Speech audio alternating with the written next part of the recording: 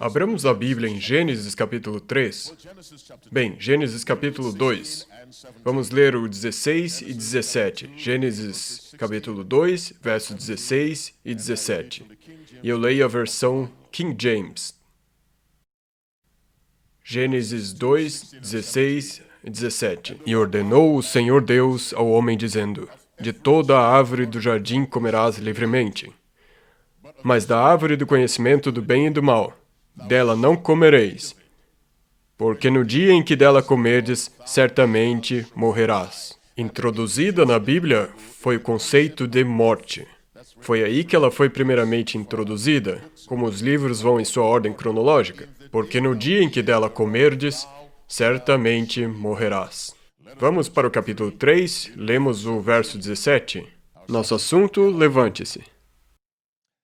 Capítulo 3 de Gênesis, verso 17, a Bíblia diz: E a Adão disse: Porquanto deste ouvidos à voz de tua mulher, e comeste da árvore de que eu te ordenei, dizendo: Não comerás dela, maldita é a terra por causa de ti.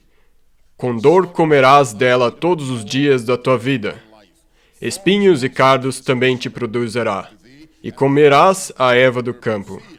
Verso 19. No suor do teu rosto comerás o teu pão, até que te tornes a terra, porque dela foste tomado, porquanto és pó, e em pó te tornarás. Deus disse a Adão: Quando você morrer, você voltará de onde você veio, que é o pó. Porque a Bíblia nos diz em Gênesis 2, verso 7, E formou o Senhor Deus o homem do pó da terra. Deus disse a ele: Quando você morrer, então você vira pó. Esta é a condição de uma pessoa morta, praticamente pó ou uma forma, esperando para se decompor e virar pó de novo. Agora, olhemos de novo a condição de uma pessoa morta. Vamos para Salmos 30, lemos o verso 8 e 9. Salmos 30, verso 8 e 9, nosso assunto, levante-se. A ti, Senhor, clamei, e ao Senhor supliquei. Que proveito há no meu sangue, quando desço a cova? Porventura te louvará o pó? Anunciará ele a tua verdade? O salmista diz: Senhor, qual é o objetivo em me matar? Como você ganha com isso? Porque quando eu estou morto eu não posso te louvar, eu não posso pregar a sua verdade. Porventura te louvará o pó? Anunciará ele a tua verdade? Então nos é dito claramente que na morte, a pessoa que está morta não fala, não sabe nada.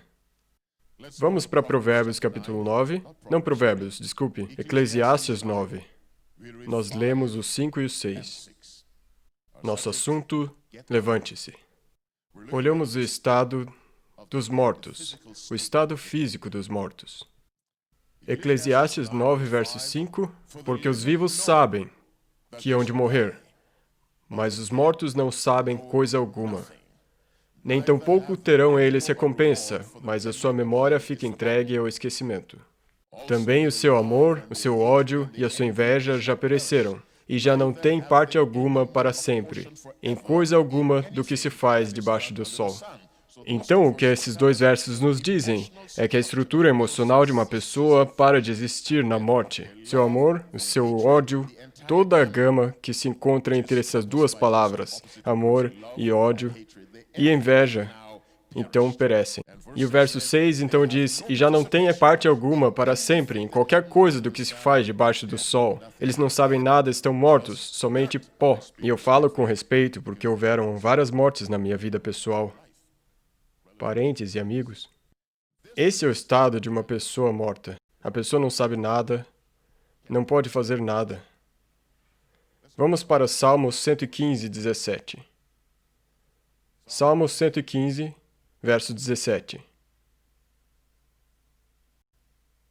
Salmo 115, verso 17.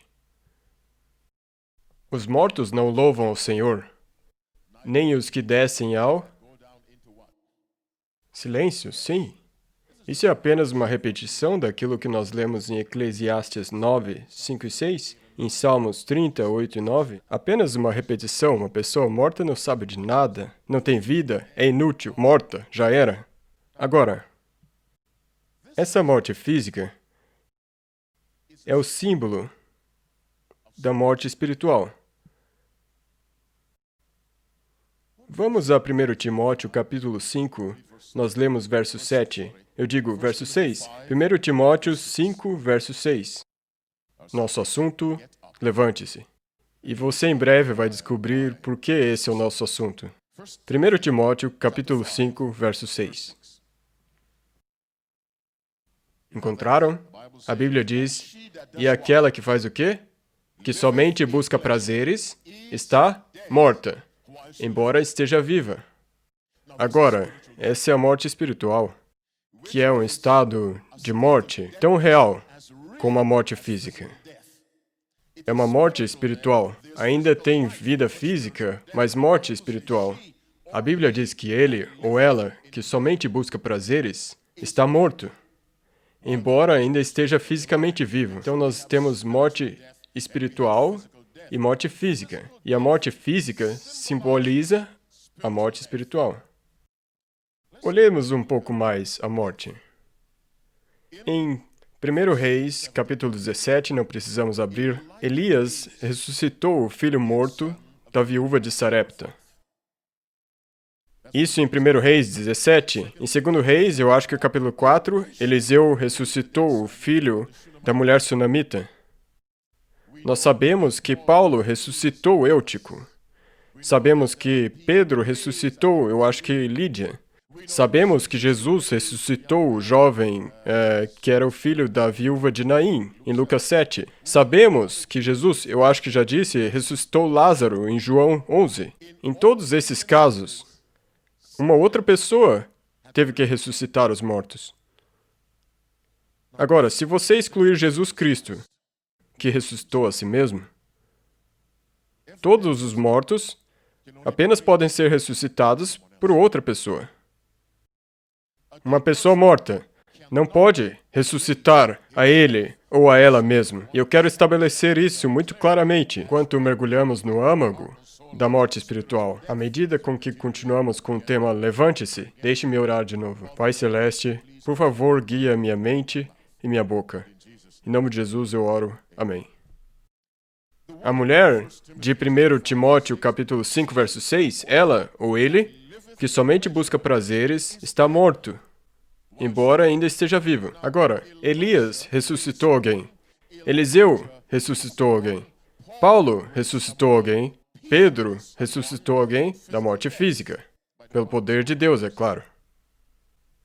Mas nenhum deles nunca ressuscitou ninguém da morte espiritual. Somente Deus pode fazer isso diretamente. Repito, somente Deus pode diretamente ressuscitar alguém da morte espiritual. Eu repito, a que somente busca prazeres, embora esteja viva, na realidade está morta. Vá agora para Efésios, capítulo 2, lemos a partir do verso 1. Efésios 2, lendo a partir do verso 1, nosso assunto, levante-se. Nós olhamos para a morte. A pessoa morta não sabe absolutamente nada. Ela começa a se decompor, como foi o caso de Lázaro, depois de 4 dias na tumba. Nós sabemos que os mortos não têm parte em nada do que acontece na Terra, a despeito do que algumas pessoas tentam nos dizer. Não tem parte em nada, a pessoa está morta. A pessoa não pode louvar a Deus, a pessoa não pode falar a verdade, os traços emocionais da pessoa se vão, tudo se vai, a pessoa está morta. E isso simboliza a morte espiritual, segundo, Efésios capítulo 2, a partir do verso 1. Ouça com atenção. E vos vivificou. Leia os próximos versos para mim. Estando vós mortos em ofensas e pecados. E essa é exatamente a condição da mulher em 1 Timóteo 5, verso 6. A que somente busca prazeres, embora esteja viva, na realidade está morta. E Paulo diz à igreja em Éfeso, estando vós mortos.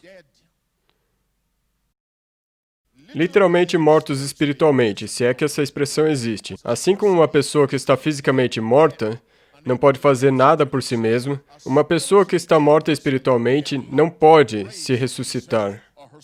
Então Paulo escreve, Ele vos concedeu a vida, estando vós mortos nas vossas transgressões e pecados, isto é, a morte espiritual. A questão então se torna: como então é ressuscitada uma pessoa espiritualmente morta? Uma vez que nós começamos com a morte física como símbolo da morte espiritual, olhemos como as pessoas mortas fisicamente são ressuscitadas. João 11, verso 43, a mais famosa das ressurreições. João 11, lendo a partir do 43, nosso assunto, levante-se. João capítulo 11, lendo a partir do 43, a Bíblia diz: E tendo dito isto, clamou com grande voz: Lázaro, sai para fora! E o defunto saiu, tendo as mãos e os pés ligados com faixas. Lázaro foi ressuscitado pela palavra de Deus, fisicamente. Leiamos sobre o filho da viúva de Naim. Lucas 7, vamos ler o verso 14.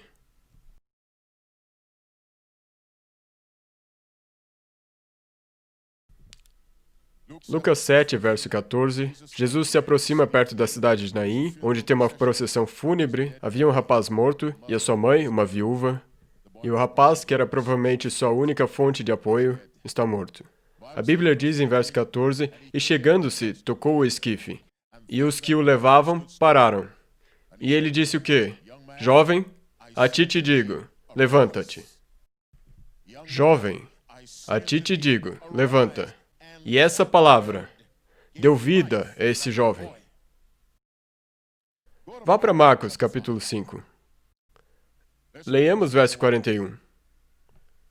Marcos 5, 41. Dessa vez ele ressuscita uma menina. Ele ressuscita um menino em Lucas 7, 14. Agora ele ressuscita uma menina que tem apenas 12 anos de idade. Marcos 5, verso 41. E tomando a mão da menina, disse-lhe: Talita cumi, que traduzido é: Menina, a ti te digo, levanta-te. E logo a menina se levantou e andava, pois já tinha 12 anos, e assombraram-se com grande espanto. Jesus ressuscitou essa jovem menina com sua palavra. Ele ressuscitou esse menino com a sua palavra. Ele ressuscitou Lázaro com a sua palavra. Esta é a ressurreição física. Vamos para 1 Tessalonicenses, capítulo 4. Lemos a partir do verso 16. Nosso assunto, levante-se. O que Jesus disse ao menino? Jovem, a ti te digo, levanta-te. O que ele disse à menina que tinha morrido? Menina, a ti te digo, levanta-te. O que ele disse para Lázaro? Saia. Mesma coisa, levanta-te. A palavra de Deus. 1 Tessalonicenses 4, verso 16. Nosso assunto, levanta-te. Acharam? Porque o mesmo Senhor descerá do céu com alarido. Essa palavra, não apenas alarido, embora alarido signifique grito, aqui significa palavras faladas bem alto, com a voz do arcanjo e a trombeta de Deus. Essas três afirmações significam que quando Cristo vier, ele falará alto. Grito, a voz do arcanjo, trombeta de Deus. E os mortos em Cristo ressuscitarão primeiro. Agora, nós sabemos que não é apenas um grito como um estrondo, porque ele ressuscitou o jovem dizendo algo específico. Ele ressuscitou a menina dizendo algo específico. Ele ressuscitou Lázaro dizendo algo específico. Então sabemos que quando ele voltar a segunda vez para levantar, ressuscitar todos os justos desde Abel, ele simplesmente falará: e todos os mortos justos ressuscitarão. Ele não tocará a ninguém. Porque a Bíblia diz que nós, os que estivermos vivos sobre a terra, seremos arrebatados com eles nas nuvens, para o encontro com o Senhor nos ares. A Bíblia é muito clara, quando Jesus voltar, ele não tocará a terra. Ele pairará em algum lugar no ar, ressuscitará os mortos com a sua voz estrondosa. Ele fala sua palavra. Vá para João 6, 63. Nosso assunto, levante-se. João 6, verso 63. Que livro eu disse? João. Que capítulo? 6. Que verso? 63. Ouça atentamente o que Jesus disse. É o Espírito que faz o quê? Vivifica. E o que significa vivificar? Tornar vivo. É o Espírito que vivifica. Em Romanos 8:1 diz, porque a lei do Espírito de vida em Cristo Jesus, é o verso 2, me livrou da lei do pecado e da morte. A lei do Espírito de vida, Jesus disse que é o Espírito que vivifica e dá a vida. A carne para nada aproveita. Leia microscopicamente agora. As palavras que eu vos tenho dito são Espírito, vamos lá, e são vida. A palavra de Deus é cheia do Espírito e é viva. Então Jesus ressuscitou Lázaro, o jovem da cidade de Naim, a filha de Jairo. Ele falou, e eles levantaram-se. Ele ressuscitará todos os mortos justos, falando, e eles se levantarão. É assim que ele ressuscita os que estão mortos fisicamente. Assim como a morte física é um símbolo da morte espiritual, nós podemos concluir, raciocinando pelas Escrituras, que ele ressuscita os mortos espirituais da mesma maneira, pela sua palavra. Vá para Efésios capítulo 5. Efésios 5. Leiamos a partir do verso 14.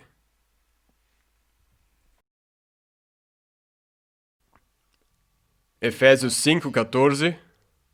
Por isso diz o quê? Desperta, tu que faz o quê? Levanta, tu que dormes, e Cristo, levanta-te dentre os mortos, e Cristo te esclarecerá. Isso é direcionado aos que estão mortos espiritualmente. Desperta, tu que dormes, e levanta-te dentre os mortos, agora, e Cristo te iluminará. Luz é vida. João 1, verso 4, a vida estava nele, e a vida era a luz dos homens.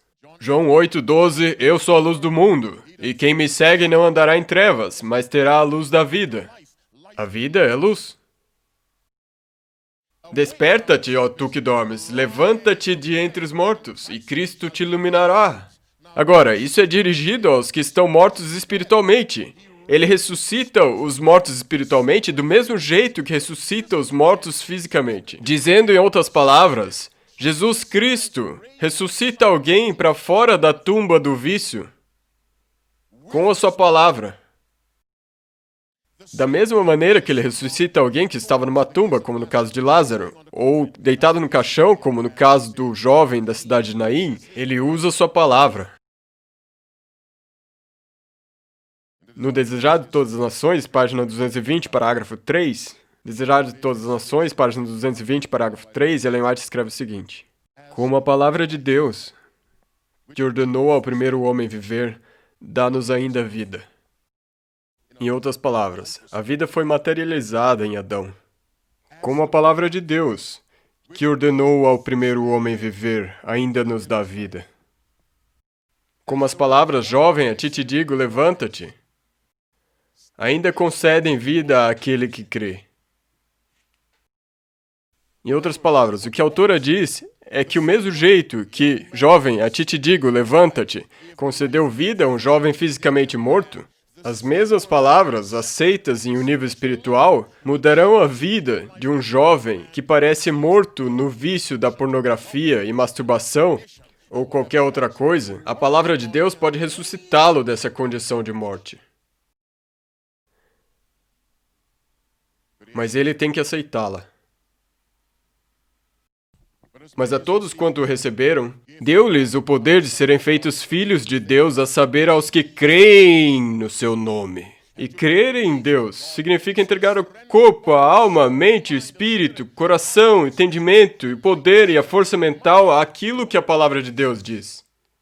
E essa entrega total acarreta uma ressurreição. A especialidade de Jesus é mudar vidas. E a primeira ação em mudar uma vida é ressuscitar a pessoa dos mortos. Jesus Cristo não teria que ter morrido para melhorar alguém. Você pode fazer isso por conta própria. Você não precisa do envolvimento de Deus para melhorar, mas para mudar dessa morte espiritual e entrar numa vida em abundância. Nós precisamos de Deus, e Ele comunica esse poder através da sua palavra. E assim como Ele disse, jovem, a ti te digo, levanta-te, Ele está dizendo isso para todo jovem preso em algum vício, alguma vida de pecado, um homem mais velho, uma mulher mais velha. A palavra de Deus é a agente doadora de vida que Jesus usa para ressuscitar os que estão espiritualmente mortos. Tudo o que Ele pede é que nós acreditemos. Vamos falar de um exemplo de acreditar, e esse acreditar ter dado vida. Deixe-me orar. Pai, continuando agora, me guie em cada aspecto dessa apresentação, pois eu estou aqui por ti e não por mim. Em nome de Jesus eu oro. Amém. Vá para Gênesis capítulo 15. Nós lemos a partir do verso 1, um incidente na vida do pai Abraão, conhecido na Bíblia como o pai da fé. Ele é conhecido pela fé, assim como Jó é conhecido pela paciência. Gênesis 15, a partir do verso 1. Depois dessas coisas veio a palavra do Senhor a Abraão em visão, dizendo: Não temas, Abraão, eu sou o teu escudo, o teu grandíssimo galardão. Então disse Abraão: Senhor Deus, o que me has de dar? Pois ando sem filhos, e o mordomo da minha casa é o Damasceno Eliezer. Disse mais Abraão: Eis que não me tens dado filhos, e eis que um nascido na minha casa será o meu herdeiro. E eis que veio a palavra do Senhor a ele, dizendo: Este não será o teu herdeiro, mas aquele que de tuas entranhas sair, este será o teu herdeiro. Então o levou para fora e disse: Olha para os céus, e conta as estrelas, se as pode contar. E disse-lhe: Assim será a tua descendência. Deus aqui fala a um homem cuja esposa não podia ter filhos. Sabemos isso a partir de Gênesis 11, verso 30.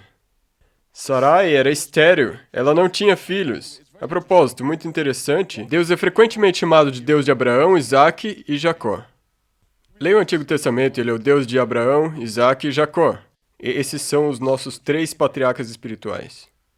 Para aqueles que entregaram suas vidas a Cristo, a mulher de Abraão não podia ter filhos. Sarai.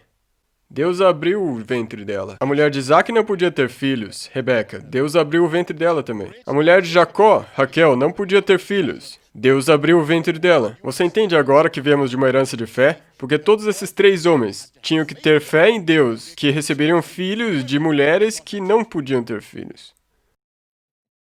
Aceitar a Cristo é ser um filho de Abraão, o que te torna um filho da fé, naquilo que Deus diz.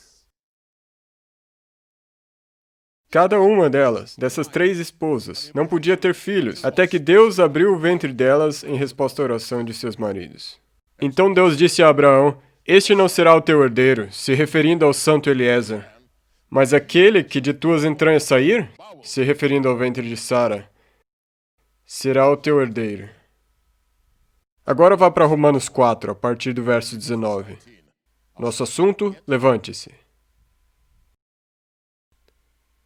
O melhor jeito de se levantar é se prostrar aos pés de Jesus. Romanos 4, a partir do 19.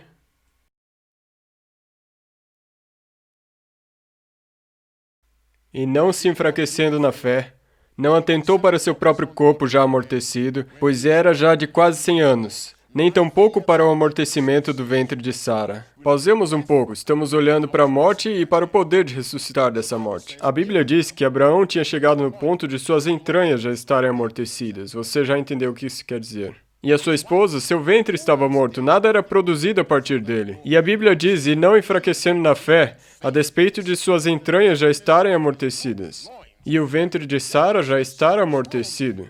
Abraão confiou no assim diz o Senhor. Isso é entrega ao que a palavra de Deus diz.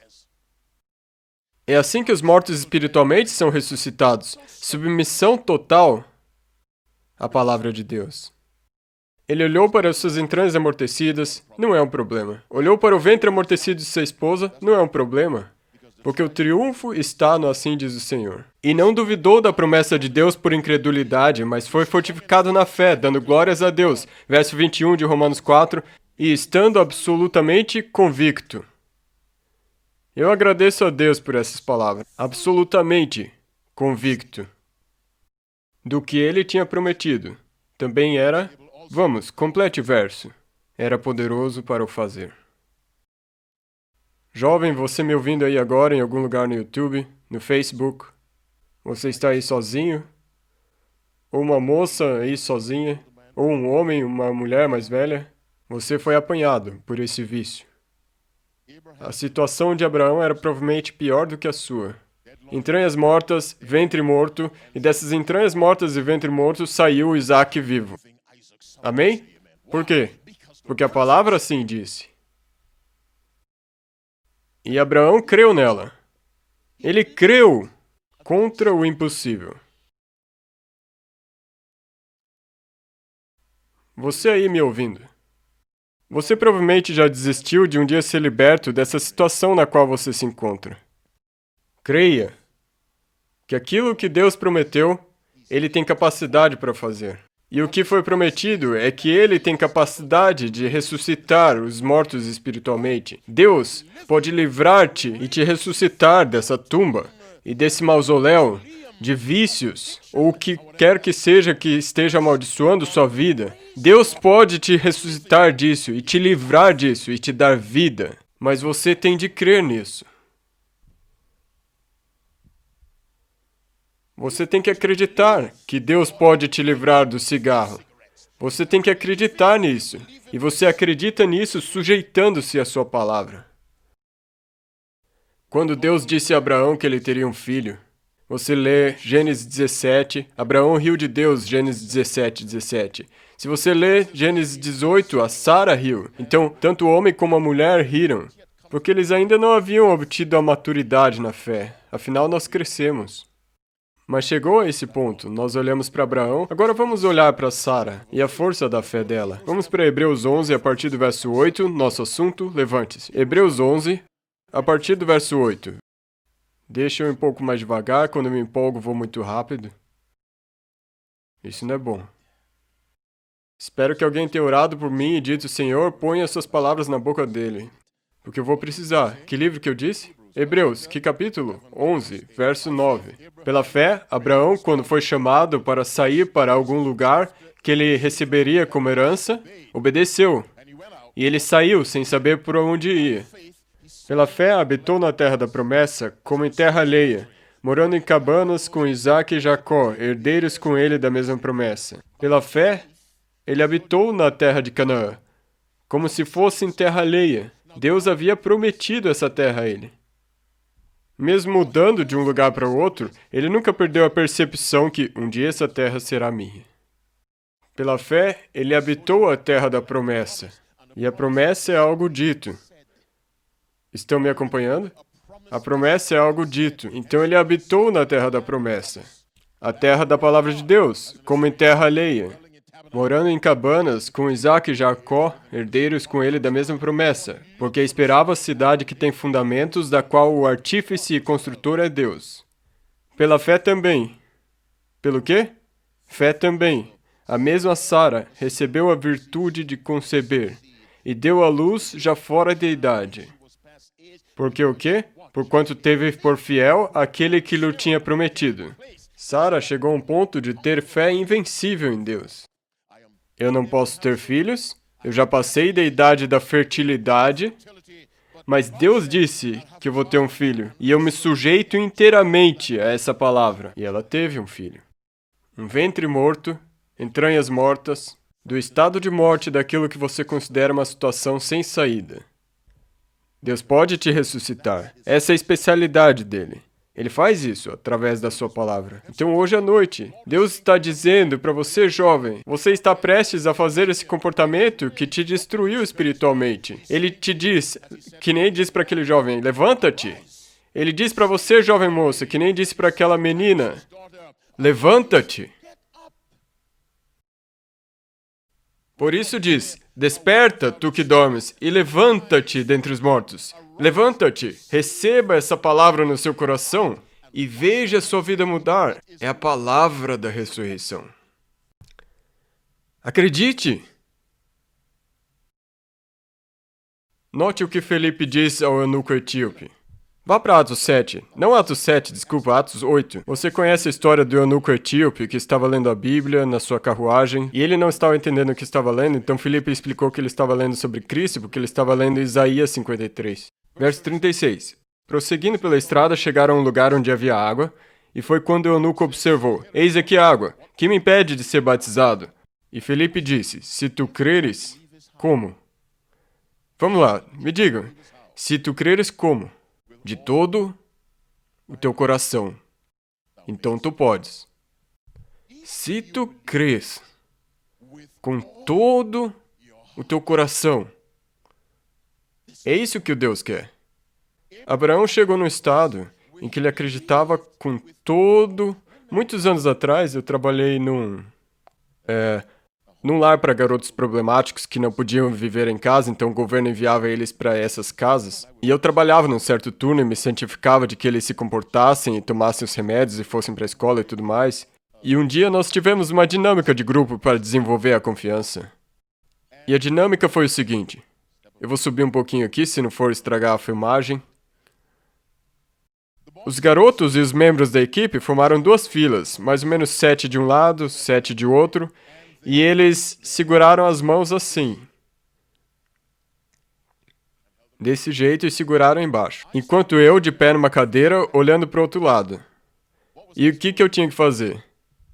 Cair para trás. Agora uma coisa é cair olhando, eu poderia colocar as mãos então. E esses garotos tinham tal comportamento que eles não podiam viver em casa, vocês estão entendendo? E eu tinha que apenas cair para trás. Acreditando no quê? Que eles iam me segurar. E eu sou grato por eles terem feito. A palavra de Deus. A mão de Deus e a mão de Jesus, assim. E aqui você. E Deus diz, tá vendo aquela árvore ali? Eu criei com a minha palavra. Tá vendo esse céu? Eu criei com a minha palavra. Veja o chão sobre o qual você está. Eu criei com a minha palavra. E a minha palavra diz que quando você cair para trás, eu vou te segurar. Agora cai para trás. É essa a fé que Deus quer. E você não tem que cair assim, Jesus, pode mudar a mão de lugar um pouco? Você cai para trás, por quê? Porque a palavra diz para você se deixar cair para trás. Hoje à noite, a palavra diz, jovem, eu te digo, levanta-te. A palavra diz, moça, eu te digo, levanta-te. E Deus está dizendo, levanta-te dessa condição de morte espiritual. Mas o levantar é baseado no receber da palavra no seu coração. Essa palavra, jovem, a ti te digo, levanta-te, vai te ressuscitar, se você recebê-la, de todo o teu coração. É isso que Jesus veio fazer. Essa palavra vai te tirar da nuvem do alcoolismo e do mau cheiro de fumar a maconha, se você recebê-la em seu coração e não duvidar. A dúvida é mortal, mas a fé é vida.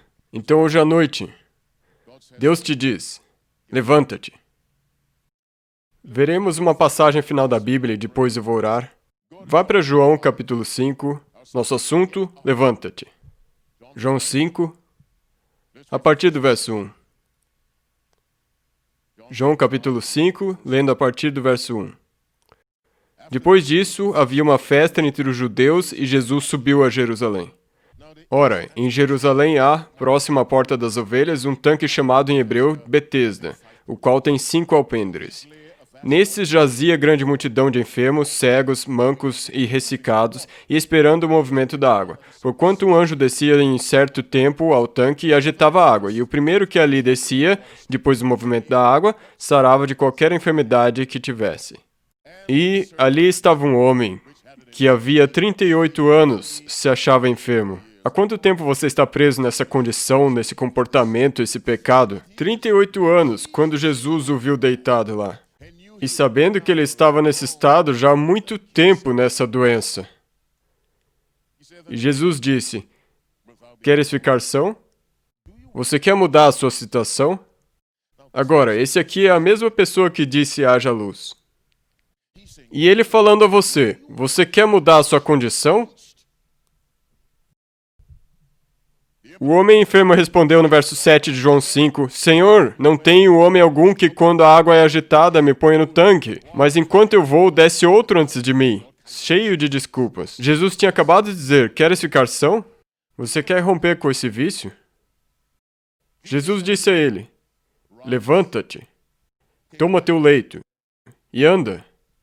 Agora, Jesus não tocou ele. Ele estava fisicamente doente, mas quer você esteja fisicamente doente ou espiritualmente, a cura está na mesma palavra. Está na mesma palavra. Levanta-te, toma teu leito e anda. E imediatamente o homem ficou são, pegou a sua cama e andou. Ele recebeu o que Jesus disse e começou a levantar. Jesus não levantou. Ele recebeu, ele acreditou e ele quis andar. Uma coisa muito curiosa é a vantagem de estar em casa. Já ouviram disso? Já. Um time de basquete, um time de beisebol, um time de futebol, um time de hóquei, eles invariavelmente ganham a maioria dos jogos aonde? Em casa. E quando eles estão fora, eles perdem. As mesmas pessoas, mas tem um efeito psicológico. Nós não podemos perder em casa. Aqui é a nossa casa, você tem que defendê-la. Os times mais fracos ganham a maioria das vezes em casa. Bem, ponha sua fé nisso aqui. Levanta-te, diz Cristo. Receba esse levanta-te no teu coração, jovem rapaz e moça. 100% e veja sua vida mudar à medida que Cristo te ressuscita dessa condição. É para isso que ele morreu. Eu digo mais uma vez, levanta! Não eu, mas Jesus Cristo. Queres ficar são? Diga sim! E pela fé, ouça-o dizer, levanta-te dos mortos, e eu te darei vida. Coloque tua fé no que este livro diz. Quanto de vocês aqui hoje à noite gostariam de dizer, Senhor, me ajuda a receber a tua palavra? Pela fé e sem dúvida, eu quero ver a sua mão. Me ajude a receber a tua palavra. Incline a sua cabeça. Amado Deus nos céus, nós te agradecemos pela tua palavra que ressuscita os mortos físicos e os mortos espirituais. Amado Deus, essa palavra ainda tem poder. E assim como ela ressuscitou Lázaro fisicamente, assim como ela ressuscitou o filho da viúva de Naim fisicamente, assim como ela ressuscitou a filha de Jairo fisicamente, ela também pode ressuscitar os mortos espiritualmente de maneira espiritual. Se receberem a palavra, desperta-te tu que dormes e levanta-te dentre os mortos. Esse é o mandamento de Cristo. Em obediência, que significa aceitação total, essa pessoa que recebe essas palavras ressuscitará. As correntes dos vícios serão quebradas. As algemas dos hábitos destrutivos cairão. Se a pessoa repetir essa experiência todos os dias, aceitando, acorda-te, levanta-te.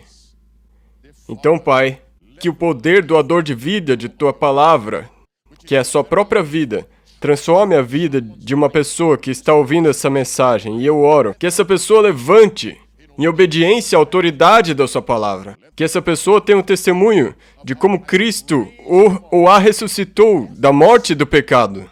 Eu oro de coração em nome de Jesus e que o povo de Deus diga amém e amém.